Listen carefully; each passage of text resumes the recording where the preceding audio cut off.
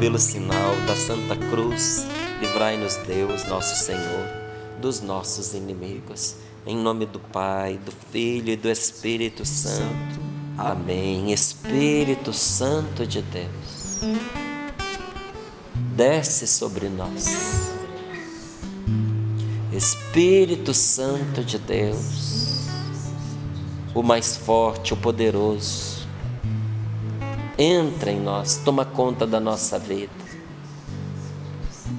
Que o tentador, ao se aproximar de nós, jamais encontre a casa vazia, mas encontrando-a ocupada e bem protegida, se afaste de nós, porque nós somos teus, Senhor. Nós somos de Deus. E nós te pedimos que nesse ano que se inicia, a sua graça renove em nós todas as coisas. Que essa canção que nós cantamos seja uma verdadeira oração, que ela ecoe em nós. Que a tua palavra nessa canção proclamada seja a profecia que se realiza hoje na nossa vida. Tu que fazes novas todas as coisas, faz nova a minha vida também, Senhor, eu te peço. Amém. Efésios capítulo 4, versículos do 1 ao 16. Diz assim a palavra de Deus: Eu, prisioneiro no Senhor, vos exorto a levardes uma vida digna da vocação que recebeste, com toda humildade e mansidão, e com paciência. Suportai-vos uns aos outros no amor, solícitos em guardar a unidade do Espírito pelo vínculo da paz. Há um só corpo e um só Espírito, como também é uma só a esperança a qual fostes chamados. Há um só Senhor, uma só fé, um só batismo, um só Deus e Pai de todos, acima de todos, no meio de todos e em todos. No entanto, a cada um de nós foi dada a graça conforme a medida do dom de Cristo. Por isso diz a Escritura: subindo às alturas, levou cativo o cativeiro e distribuiu dons aos seres humanos. Que significa subiu, senão que ele desceu também às profundezas da terra? Aquele que desceu é o mesmo que subiu acima de todos os céus, a fim de encher o universo. A alguns ele concedeu serem apóstolos, a outros profetas, a outros evangelistas, a outros pastores e mestres. Assim ele capacitou os santos para a obra do ministério, para a edificação do corpo de Cristo, até chegarmos todos juntos à unidade na fé e no conhecimento do Filho de Deus, ao estado de adultos, à estatura de Cristo em sua plenitude. Então não seremos mais como crianças, entregues ao sabor das ondas e levadas por todo o vento de doutrina, ludibriados pelos homens e por eles, com astúcia, induzidos ao erro. Ao contrário, vivendo segundo a verdade, no amor, cresceremos sob todos os aspectos em relação a Cristo, que é a cabeça. É dele que o corpo todo recebe coesão e harmonia, mediante toda sorte de articulações, e assim realiza o seu crescimento, construindo-se no amor, graças à atuação devida de cada membro. Palavra do Senhor. Graças a Deus. Graças a Deus. Quem dera um dia nós possamos dizer, assim como São Paulo, né? Eu, prisioneiro no Senhor. Porque a nossa liberdade é fruto da gente estar preso a Deus. Quanto mais eu me prendo a Jesus Cristo, mais livre eu sou. Quanto mais eu me solto de Cristo, mais escravo eu sou dos vícios, do pecado, do erro. das inclinações do meu temperamento. Temperamento é uma coisa boa, mas se não for bem orientado, ele pode se tornar muito mal. Inclusive, há pessoas que a gente olha e diz, tadinha, é escrava do temperamento, é escrava dessa melancolia. O temperamento da pessoa bate a pessoa. Outros são escravos da cólera, um temperamento colérico. Até algo que é natural em nós nos escraviza se o Espírito Santo não domina sobre nós. Se o nosso temperamento não é controlado pelo Espírito Santo, se Jesus Cristo não é o Senhor da nossa vida, se nós nos desprendemos dele. Feliz aquele que pode dizer, eu, prisioneiro no Senhor. E dá vontade de rezar, Jesus me prende ao Senhor. Jesus me liga ao Senhor. Jesus, que eu não fique à deriva. Existe um tipo de prisão que é libertação, você sabia? Conta que os antigos gregos, quando eles começaram a conquistar aí os mares, eles acreditavam, no canto das sereias, porque muitos que iam não voltavam. A embarcação naufragava, às vezes a pessoa muito tempo no mar desenvolvia algum tipo de doença e se lançava no mar. Com os outros vendo, não conseguiam salvar. Então eles foram chegando a uma conclusão, deve ser o canto das sereias, que seduz para matar. Exatamente a tradução do pecado. O pecado alicia. O que é aliciar? Se você for olhar no dicionário, a palavra aliciar é um braço macio que envolve para sufocar. Quem é a sereia? É aquela que envolve, que seduz para matar. Nenhuma sereia se casou nas lendas com aqueles que ela seduziu, não, era um monstro. Depois vai se enfeitando, para ficar bonito para as crianças ouvirem, mas os primeiros contos de sereia, eles não eram de românticos, eles eram de terror. E muitos desses marinheiros, quando eles estavam atravessando os mares, eles pediam aos seus colegas que os acorrentassem ao mastro do navio, porque eles queriam voltar para casa, eles queriam voltar para a esposa amada, eles queriam voltar para os filhos. Então, para ter certeza de que, seduzidos por alguma sereia, eles não iam se lançar ao mar, eles pediam para serem amarrados ao navio para garantir a sua liberdade, a liberdade de manter a escolha que eles fizeram. Olha que interessante, tem prisão que liberta. Aquele vínculo que você adquiriu pelo matrimônio, ou que um dia vai adquirir, ele não tem em vista sufocar, matar você, mas assegurar a sua escolha. É um prender-se para se ver livre, não é?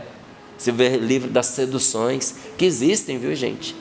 E se não seduzisse, não chamava sedução. Eu, prisioneiro no Senhor, vos exorto a levardes uma vida digna da vocação que recebestes. Uma vida digna de um marido, uma vida digna de um pai, a vida digna de um padre, porque a gente pode ser um pai, um marido, uma mãe, um padre, uma madre e não ter uma vida coerente, uma vida digna. Não, eu vos exorto a levar uma vida digna da graça que você recebeu, da vocação que você recebeu, porque ser pai é uma vocação e é uma graça, é um dom.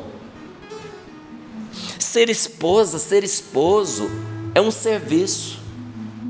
E quem tem muitos anos de casado pode dizer que o casamento é um serviço que você presta ao seu cônjuge, aos seus filhos, à sociedade, à igreja, à família. Casar é servir.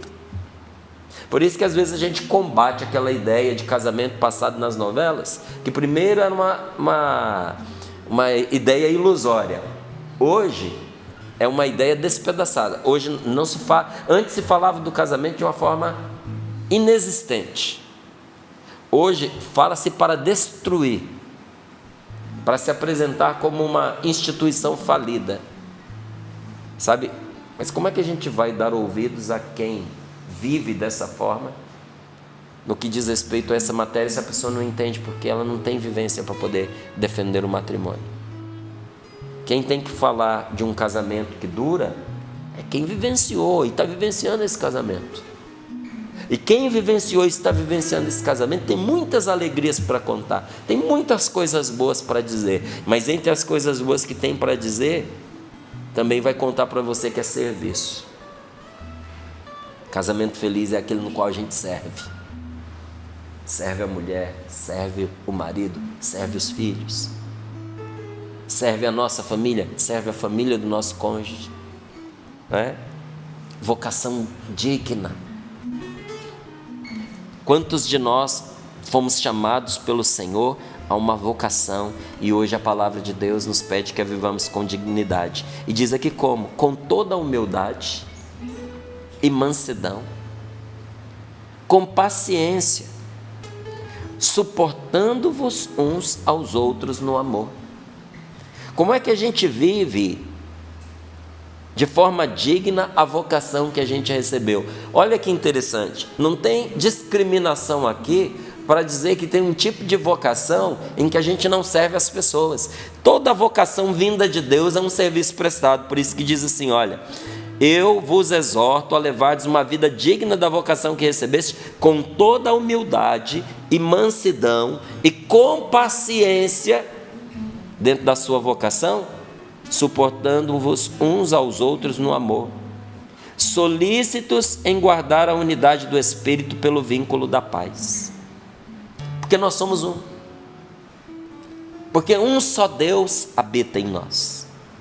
Há um só corpo, há um só Espírito, como também há uma só esperança. Todos nós esperamos a mesma coisa. Veja, nós somos um, Deus em nós é um só, e todos nós esperamos a mesma coisa. Que nós esperamos? A ressurreição, a salvação, a vida eterna, o céu. São sinônimos de uma mesma coisa. A nossa ressurreição, a nossa salvação, a vida eterna, o céu. Essa é a nossa esperança. Todos somos chamados a essa esperança. Há um só Senhor, há uma só fé, há um só batismo, é um só Deus e Pai de todos, acima de todos, no meio de nós, de todos nós e habitando dentro de nós. Por isso que a gente não pode se dividir. Por isso a gente não pode deixar que a discórdia tenha uma relevância maior do que o senhorio de Cristo na nossa vida, porque em todos nós temos um só Deus, temos um só Senhor, um só Espírito Santo vivendo em nós. Todos nós recebemos o mesmo batismo, todos nós temos o mesmo Pai acima de nós, mas também vivendo conosco no nosso meio e morando em nós. Como é que eu posso desprezar uma pessoa que está nessa mesma condição? Aí vem a palavra e faz uma diferença. No entanto, a cada um de nós foi dada uma graça conforme a medida do dom de Cristo. E a gente nem precisa ir muito longe. O dom que uma mãe recebeu é diferente do dom que um pai recebeu. E a graça que a mãe recebe para viver a sua maternidade é diferente da graça que o pai recebe para viver a sua paternidade. Por isso é uma coisa imbecil, é uma grande estupidez a gente querer nivelar todas as pessoas e igualar todas as pessoas. Não existe isso, gente. Nós somos iguais em dignidade. A dignidade do homem é igual à dignidade da mulher, é igual à dignidade de um negro, é igual à dignidade de um branco, é igual à dignidade de um europeu, é igual à dignidade de um asiático. Nós, na condição de seres humanos, nós temos a mesma dignidade, mas as pessoas são diferentes. Não adianta eu querer igualar, nem fisicamente eu não vou conseguir. Esse mundo está lutando para igualar as pessoas. Você olha, muitas vezes a gente vê quantas mulheres se submetem às intervenções mais violentas, mais agressivas, para depois uma virar cópia da outra. Você vê tudo igualzinho, igualzinho, igualzinho, igualzinho. E por mais que tente, ainda não consegue. E por mais que mexa, às vezes ainda não está satisfeito. Porque se você não estiver satisfeito com você por dentro, não importa o quanto você mexa por fora, você nunca vai ficar feliz com o resultado. A vida prova para a gente que essa igualdade é ilusória. Agora, não é porque não é igual que um seja melhor do que o outro. Uma pessoa que se dedica 100% com todo respeito, com toda dignidade, para poder servir alguém, ela é menos do que a outra só porque a outra ganha mais, não tem um salário melhor no serviço que ela escolheu? De forma nenhuma.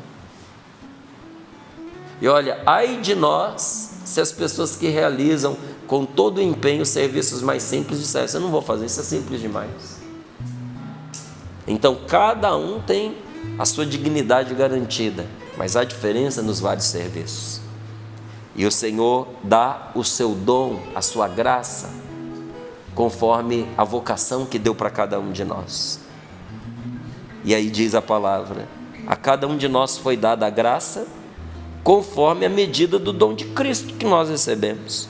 Por isso diz a Escritura: subindo às alturas, Ele levou cativo o cativeiro, destruiu aquilo que nos prendia, nos acorrentava, que nos arrancava a dignidade, e distribuiu dons aos seres humanos. Que significa que subiu, senão que Ele também havia descido, e desceu às profundezas da terra. Aquele que desceu é o mesmo que subiu acima de todos os céus, a fim de encher o universo com os seus dons, com a sua graça. A alguns Ele concedeu serem apóstolos, a outros profetas, a outros evangelistas, a outros pastores e mestres. E assim capacitou os santos para a obra do ministério, para edificar o corpo de Cristo, para crescermos, para amadurecermos, até chegarmos todos juntos à unidade na fé e no conhecimento do Filho de Deus, ao estado de adultos. Essa palavra está falando de maturidade, de crescimento, minha gente. E olha, tem um parâmetro, e não é raso não, não é baixo não, é para nos levar a ser como Jesus, no nível de Jesus. É pouco? O que Deus tem para nós, o que Ele nos concedeu, o que Ele quer de nós, que todos nós tenhamos a fé, a convicção, a esperança e o amor que nosso Senhor Jesus Cristo teve, a estatura do Cristo em sua plenitude, para ninguém falar que eu estou falando blasfêmia. A nossa medida é Cristo na sua plenitude. Quando chegarmos a essa altura, e um dia nós vamos chegar, e se o nosso esforço não conseguir, a graça de Deus vai completar, mas nós vamos chegar, então não seremos mais como crianças, entregues ao sabor das ondas e levadas por todo vento de doutrina, ludibriados pelos homens e por eles, com astúcia, induzidos ao erro. Não seremos mais assim. Ao contrário, vivendo segundo a verdade, no amor, cresceremos sobre todos os aspectos em relação a Cristo, que é a cabeça. É dele que o corpo todo recebe coesão e harmonia, mediante toda sorte de articulações, e assim realiza o seu crescimento, construindo-se no amor, graças à atuação devida de cada membro. A gente tem que agir. Para que isso aconteça, diz aí na última linha, depende também da nossa atuação. A nossa plenitude depende da nossa atuação. A minha realização e a sua realização depende que a gente haja. Há uma felicidade que nós só vamos alcançar se a gente se mover. Olha, quando a gente olha para a vida, a gente percebe que é muito pouco o que a gente precisa para a gente ser feliz, mas neste pouco a gente tem que ser fiel. Grande parte da nossa felicidade, a quase totalidade é dom de Deus, mas tem uma partezinha que toca para nós, mas nessa parte que toca para nós, a gente precisa ser fiel. Onde, Márcio? Na humildade, na mansidão, na paciência, suportando um ao outro, aquela pessoa que Deus colocou juntinho de nós. Em vez de nos dividirmos, nos separarmos e criarmos conflito entre pessoas, nós precisamos nos manter unidos, porque nós temos um só Pai, um só Espírito habita em nós, e todos vamos para um mesmo lugar. A vocação que nós temos é a mesma, o mesmo chamado, a mesma esperança. E para que isso aconteça, a palavra de Deus de várias formas, ela nos mostra que nós precisamos agir. Se você percorrer a palavra de Deus, você vai ver que ela é permeada de muitos verbos: refreie, aparte-se, faça, siga, zele, santifique, padeça, seja humilde, seja manso, seja paciente, suporte. São muitas orientações concretas que a palavra de Deus vai nos dando, porque para gerar em nós uma mentalidade, para nos fazer entender uma verdade. Que verdade é essa? Que não há progresso na vida espiritual nem material se não houver da nossa parte esforço e se não houver da parte de Deus a graça. Todos nós precisamos, para melhorar, para crescer, para amadurecer, para a gente progredir naquilo que é bom, para a gente progredir na virtude, porque no vício é só você se largar. Mas para você crescer, para você amadurecer, para você melhorar como pessoa e como filho de Deus, esta palavra nos mostra que esse progresso na vida espiritual nunca acontece sem esforço da nossa parte e sem a graça da parte de Deus. É dom de Deus, mas também é tarefa nossa. Agora, com esforço e com graça, precisa de duas coisas. Quais duas coisas? Esforço e graça. Graça e esforço.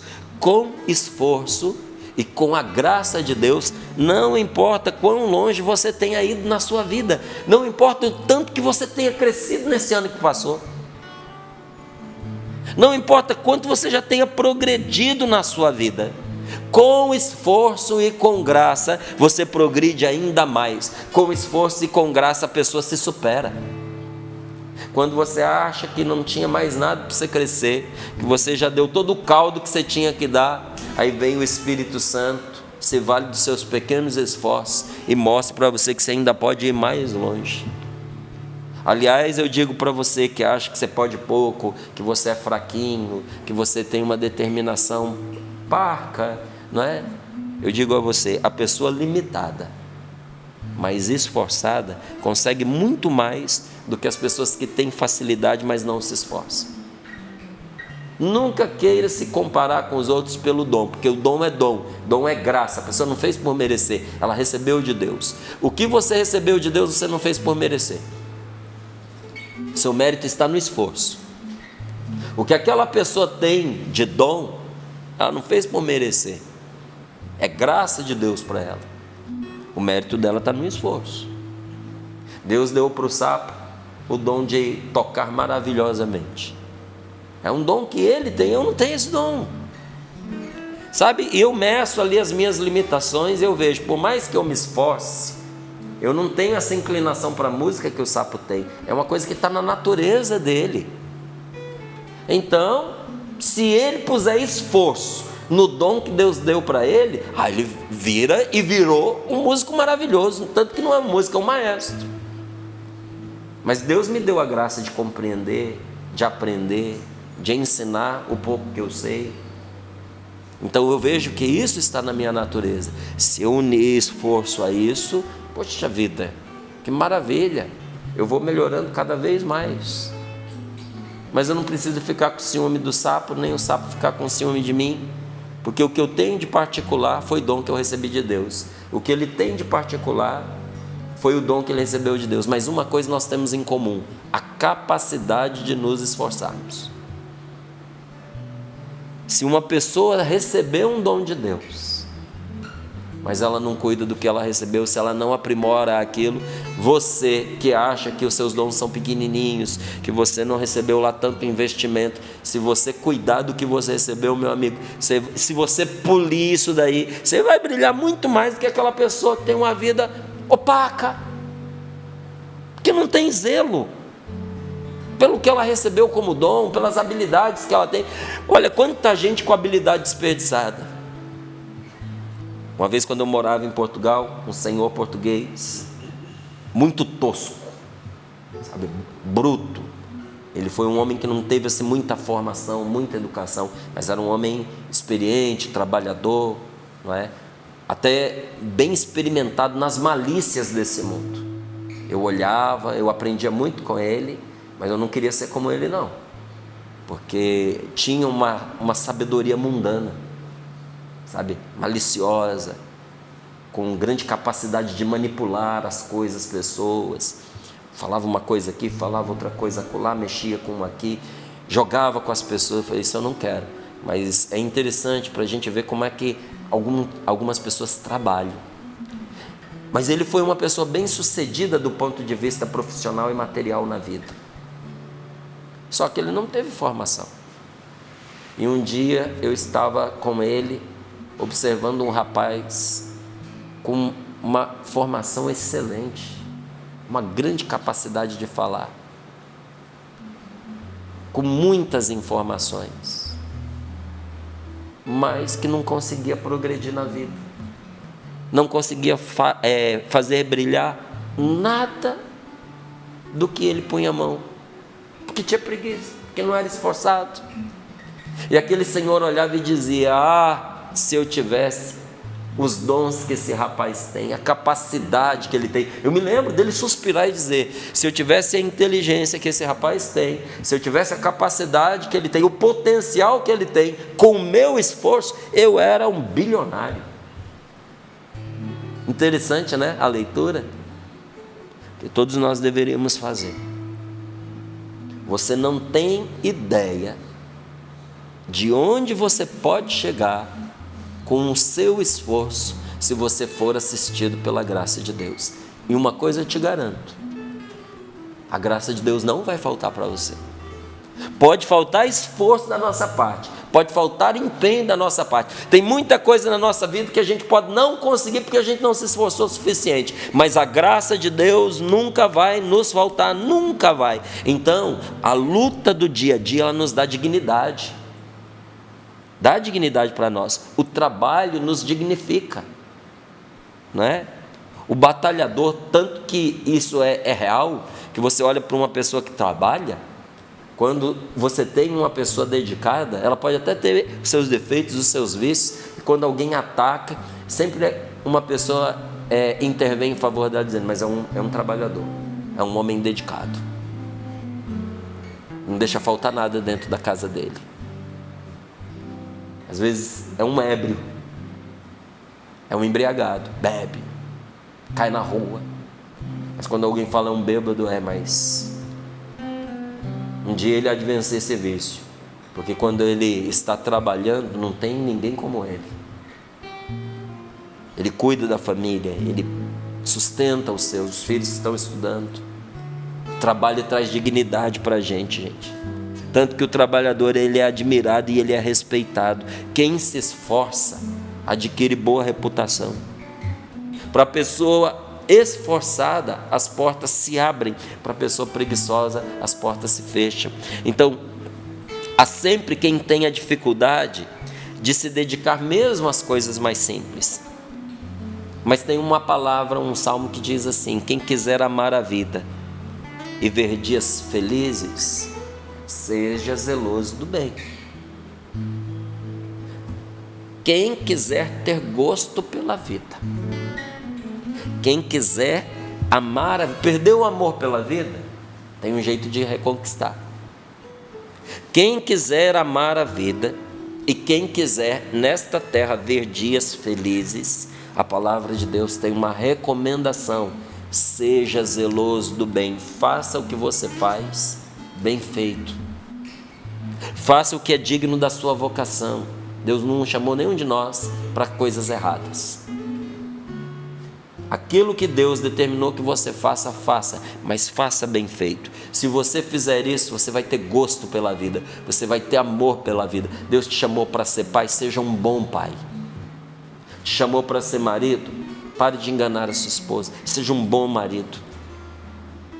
Te chamou para ser mãe, para ser a dona de uma casa, seja uma excelente dona de casa, seja uma excelente esposa, seja uma excelente, não seja boa não, seja excelente naquilo que você faz, seja melhor hoje do que você foi ontem. E se você tinha perdido o gosto pela vida, você vai recuperar. E a palavra de Deus te garante algo. A sua recompensa será que você vai ver dias felizes. Você verá, ainda nesta vida, dias felizes. Mas para isso, o que a palavra de Deus nos pede? Seja zeloso do bem. Quem é o zeloso? É aquele que une esforço com talento. Você pega o talento que você tem e você se esforça naquilo. Você faz bem aquilo. Às vezes alguém chega para mim e diz assim: nossa, eu gosto de ouvir você prega bem. Eu não tenho outro recurso, eu não tenho outra possibilidade. Seria uma monstruosidade se eu não pregasse minimamente de forma aceitável, porque eu faço isso desde os 14 anos de idade. Tem 35 anos que eu prego a palavra de Deus. Então a gente precisa crescer naquilo que a gente faz, não é? E nesses anos todos, eu posso dizer para você uma coisa: eu me esforço, eu sou esforçado. Sou esforçado. Gostaria de ser ainda mais, mas a gente tem limite, né? Mas eu sou esforçado, de estudar sempre, estudar todo dia, de me corrigir, de escutar o que as pessoas falam para mim, tanto de bom, que confirma a gente no caminho certo, quanto de correções, porque é bom quando você tem alguém para te criticar, porque é uma visão que às vezes você não tem de você mesmo, e a pessoa te ajuda com isso, quando faz com caridade, quando faz com amor, e a gente vai ali, olha, melhorando, com esforço, com empenho, num talento que Deus deu para a gente. E talento aqui não é aquela habilidade que faz você se destacar. Talento aqui é um munus pessoal, é algo que você tem para colocar a serviço dos outros. A gente pode até se desculpar quando a gente vai mal em coisas sem importância, não é? A gente se desculpa dizendo assim: eu não me dediquei porque isso aí é pequeno para mim, eu não vou ficar gastando meu tempo com essas coisas. Mas contentar-se em viver a vida no mais ou menos não tem desculpa, gente, porque a vida não é sem importância. Hoje é o melhor dia do ano para a gente sair de uma vida mais ou menos. Não tem desculpa para a vida mais ou menos que a gente já viveu. O que eu vou fazer com a vida que o Senhor está me dando, que Ele está renovando no ano que começa? Vou empregar o esforço, aquilo que Ele me deu de particular, de pessoal, aos talentos que eu tenho, mesmo que eu acho que não seja lá os maiores talentos do mundo, mas se você se dedicar, se tornará. O que você é, com dedicação, vai reluzir, vai brilhar. E vai ser inclusive referência para as pessoas que Deus colocou perto de você. Agora, quem deixa a vida ir se arrastando, não tem desculpa para isso de jeito nenhum, porque a vida é importantíssima. Então eu preciso aplicar-me a fazer o bem. E até diante dos insucessos que nós temos, não é? E das imperfeições da nossa vida, nós precisamos entender que ninguém nasce pronto. A vida da gente vai melhorando na medida em que a gente vai melhorando a nossa vida. E isso é com a vida, isso é com o trabalho, e isso é com tudo. Isso é inclusive com um casamento. Um pecado quando uma pessoa chega para um casamento sólido, bem constituído e feliz, e diz assim: eles tiveram sorte de achar um ao outro.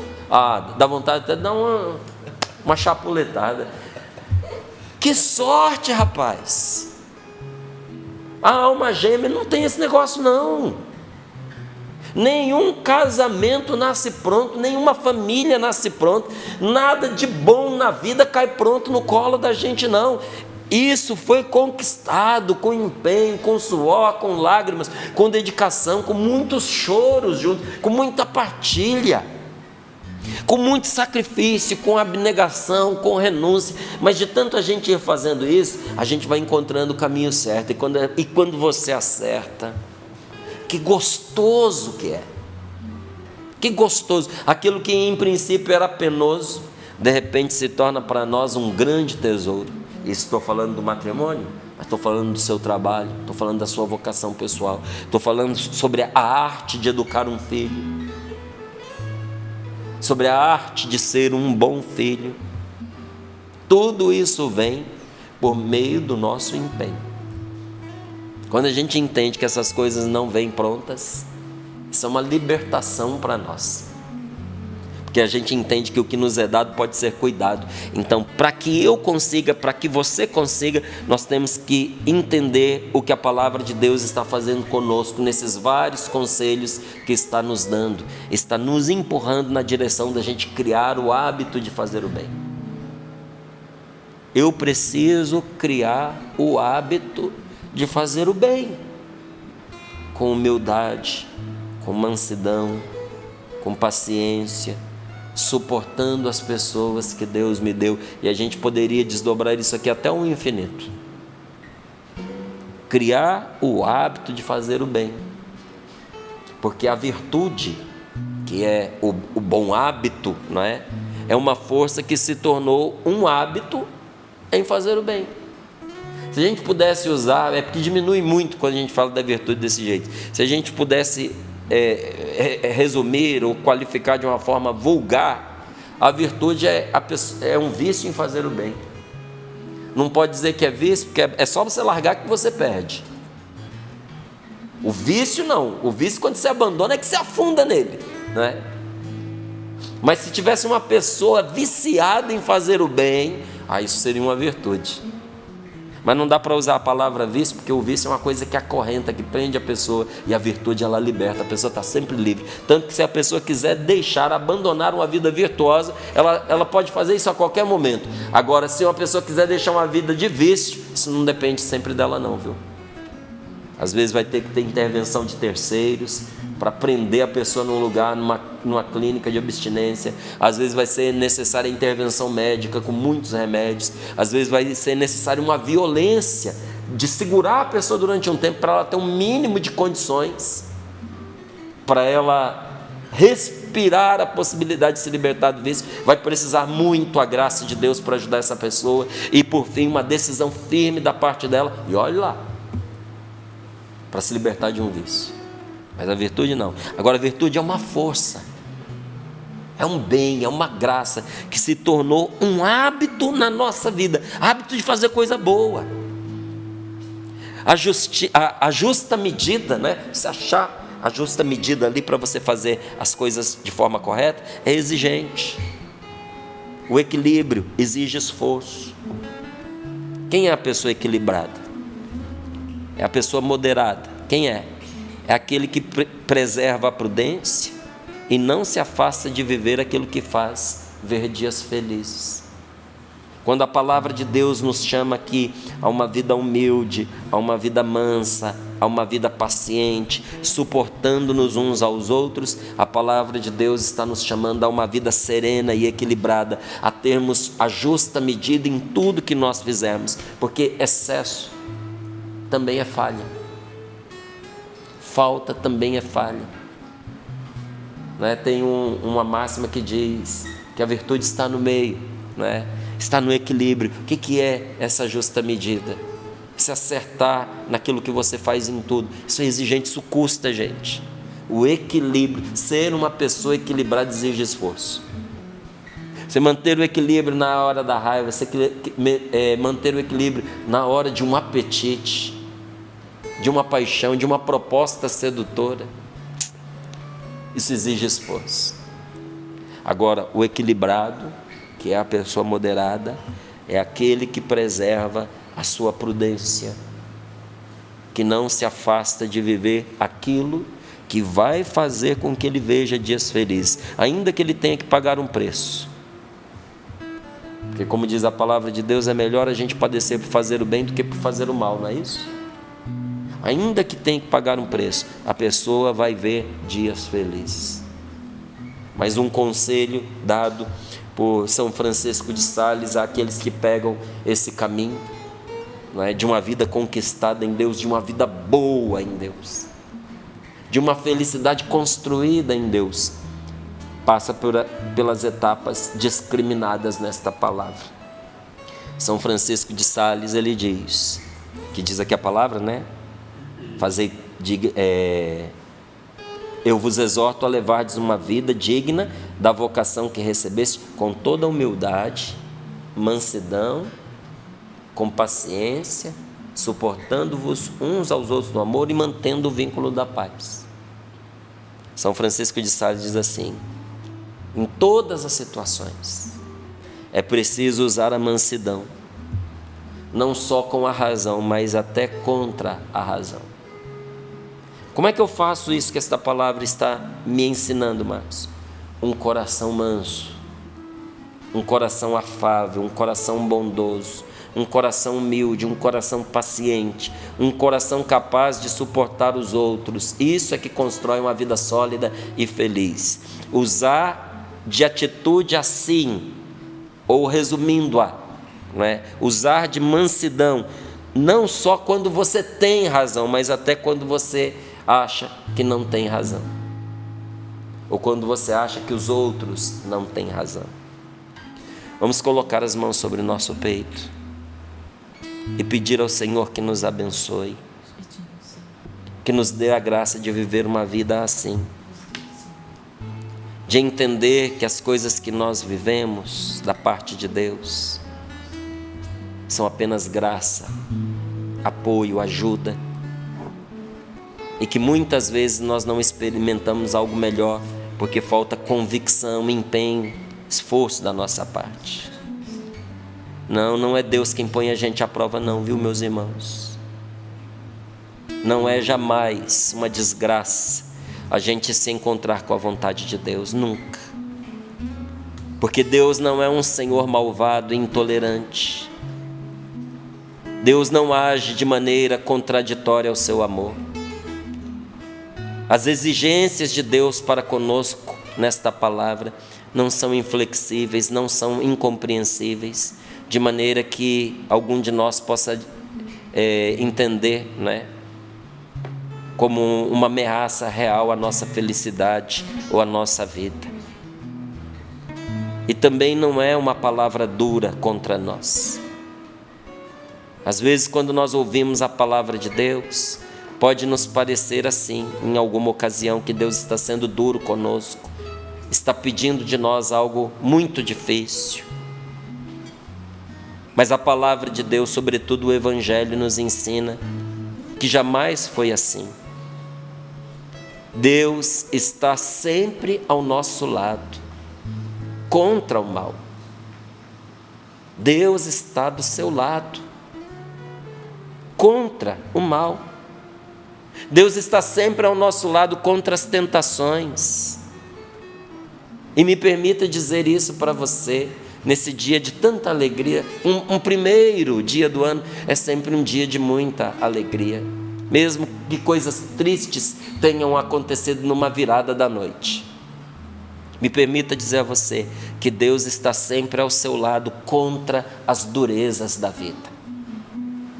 Senhor, nós te agradecemos por isso, porque o Senhor abre os nossos olhos nesta manhã, para que nós possamos compreender o que é ter fé, o que é ter essa convicção no Senhor, porque a fé consiste precisamente em abandonar-se em seu amor, e mesmo na maior escuridão, confiar que de Deus não virá nada que não seja apoio, compreensão, graça, ajuda. Meu querido, minha querida, confie a sua vida ao Senhor neste ano que está começando. Consagre este ano a Jesus. Abandone-se ao seu amor, aos seus cuidados. Mesmo que você tenha ingressado nesse ano ainda se sentindo na escuridão, nas trevas, no erro, na derrota. Fé é você abandonar-se a Deus, confiando que dele não vai vir nada que não seja para você apoio, compreensão. O que espera da parte de Deus para você é graça, é ajuda, é, enfim, acima de tudo e contra tudo, o que vem da parte de Deus para você é salvação. Então diga: Senhor, eu aceito a tua salvação na minha vida. Eu aceito, Senhor. E eu quero que este ano seja todo repleto de salvação.